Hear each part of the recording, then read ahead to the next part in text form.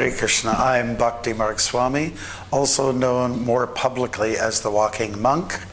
And the reason why I do this walking in different countries and going across vast tracts of land is to make a green statement. I like to encourage people to go more for the simple life, have some downtime, introspective time, and as Mahatma Gandhi used the term simple living, high thinking.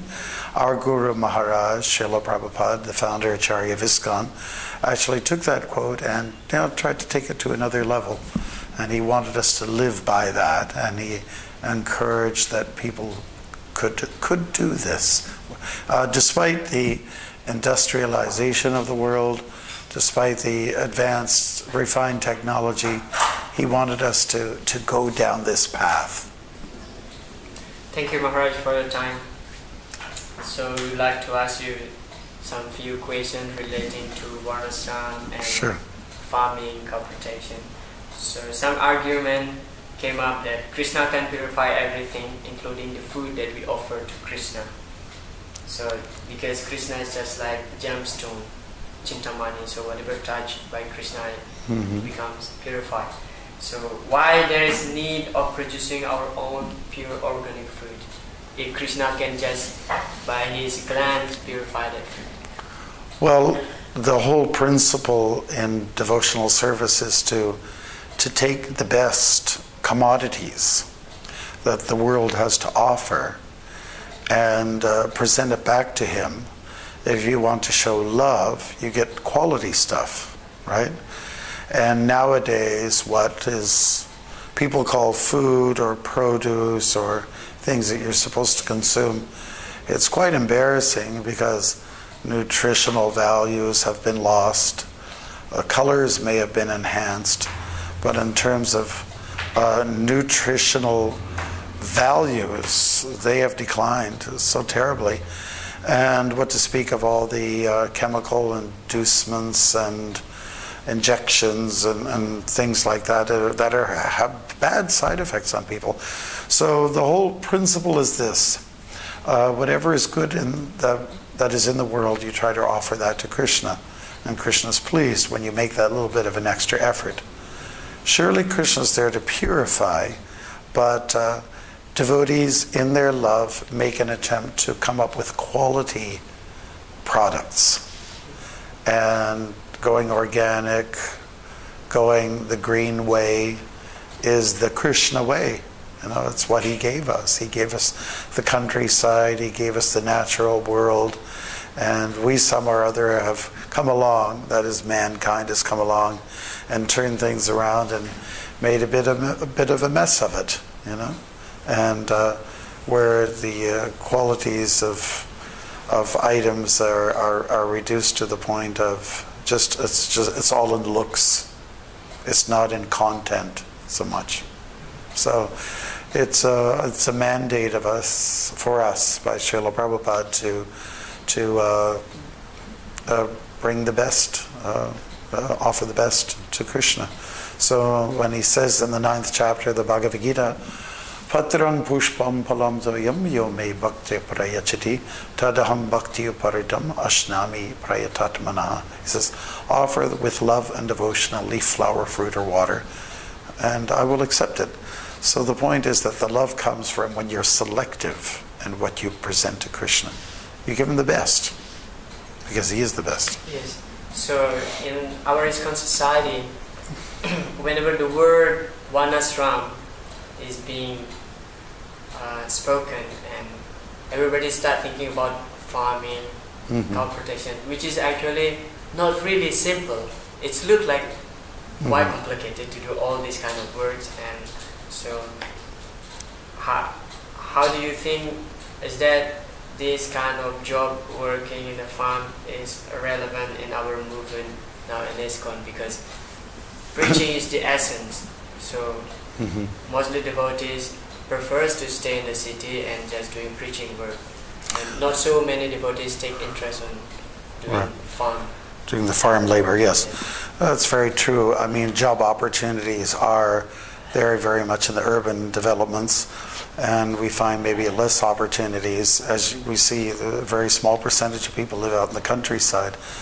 And, there's a need to bring bread on the table, bread and butter, or chapatis and whatever. So I would say that a lot of our outreach does entail work online. A lot of our work also entails working on the land and the animals. And it seems to me Srila Prabhupada wanted us to, the leaders that is, to create a more controlled environment where it's very sattvic, where it's very much in the mode of goodness. You don't find that in the cities. It's in the countryside that it's very conducive towards going that simple lifestyle. Now, tackling a farm project is not an easy thing. And so we have to go about that in a smart way. What I see happening in places in Canada, people who run farms of some magnitude and that don't only and solely depend on the land in a very organic way, they'll have a job on the side, and that pays for, that helps offset costs. So I think that's a nice transition. People who live in the cities can go a little bit more Varnashram style by taking a plot of your land to grow some nice veggies. We can go in that particular direction. It's very hard for people to take a cold turkey approach to life and suddenly jump into the full-blown farm initiative. So I think a gradual transition would be good. We have to have some good models to follow. And it's not going to be an easy task, but one has to be extremely determined, and one has to be very much believing in this subject matter. What will ensure success too is good family values, because, and one thing I would say is that once you put yourself into a country environment, people's natural proclivities tend to just take you, you gravitate to your natural posts. These days there's issues with, what role does the man play versus woman and so on like that. I think that when you're in a country situation and you have nice neighbors around with the same kind of mindset, everyone will just kind of gravitate to where they're supposed to be. And hence the Varnashram will automatically manifest. So how can, by developing a Varnashram farm Vaishnava community, is also preaching? Because mostly the conception of preaching is just stay in the city, distribute books, just do Harinam Sankirtan. Right, the traditional old ISKCON mannerisms hold a lot of water for the early days when we're pioneering. But nowadays, people are very much into organic food. And I can give you an example of one city in Canada, in Toronto, where in a posh neighborhood where our temple is situated for the summer, we held farmers markets. We got some organic farmers, some of our own devotees, brought their produce in and set it up, let the neighbors know, and they come and says, wow, you guys are doing this. That is fantastic. Good quality food. Good for you. Keep up the good work. And so that's definitely one particular approach. Living the simple rural life is another attraction. People are very serious about alternative lifestyles now. And they're seeing that the hectic lifestyle, the rat race, is not bringing about the kind of contentment that people really deserve. So they're looking for an avenue. They're looking for to see who's doing it, who's actually going out there and rolling up their sleeves and getting their fingers dirty, and doing it the traditional way, and with some success and being happy doing it. It just means that you depend a little bit less on the high technology, and you can just go back to dealing with the animals and the land. There's a certain amount of satisfaction that comes from that.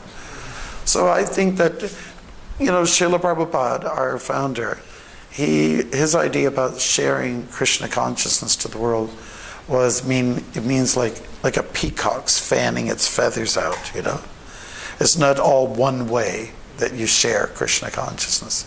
It's a little bit like an octopus who puts his tentacles out there and he grabs this and he grabs that. And so that means reach out to the scientific community, academia, the artistic community, and also the rural folks and the city folks. Reach everybody's age groups, of both genders. There's no borders. There's no bars here in this regards. Everyone should be reached in some way.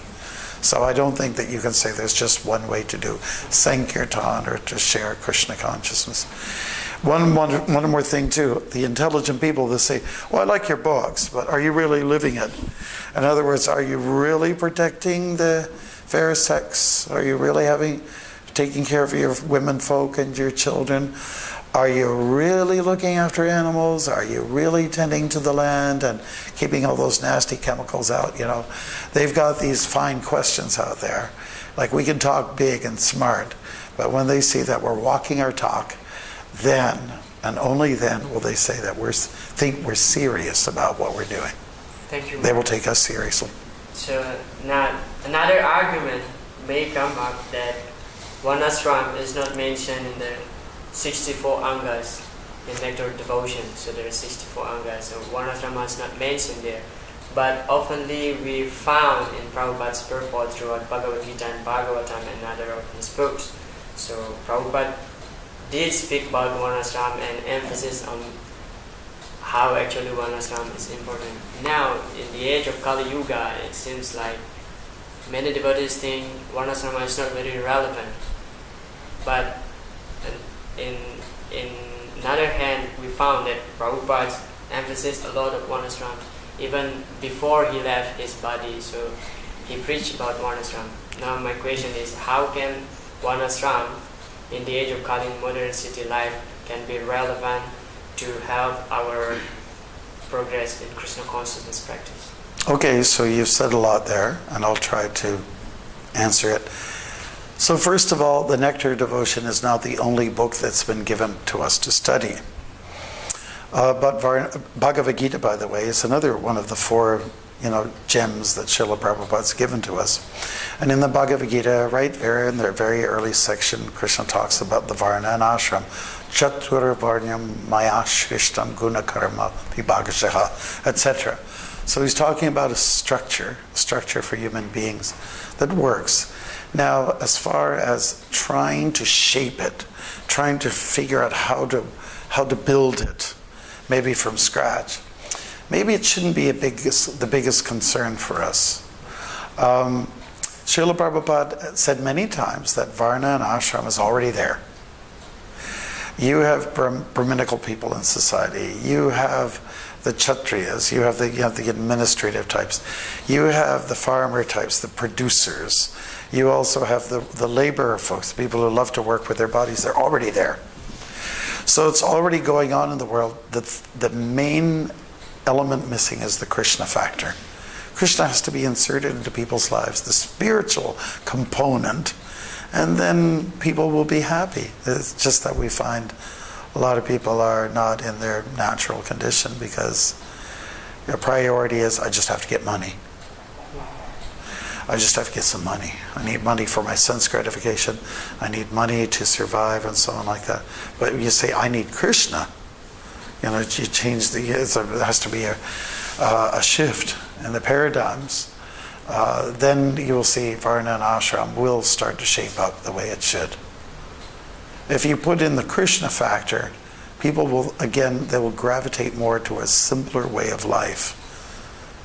And I don't think we can expect everything to just, turn around and, in 1 year's time or 10 years' time.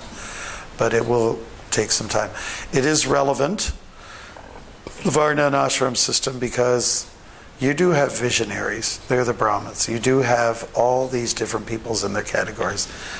You do have the need for a brahmacharya ashram.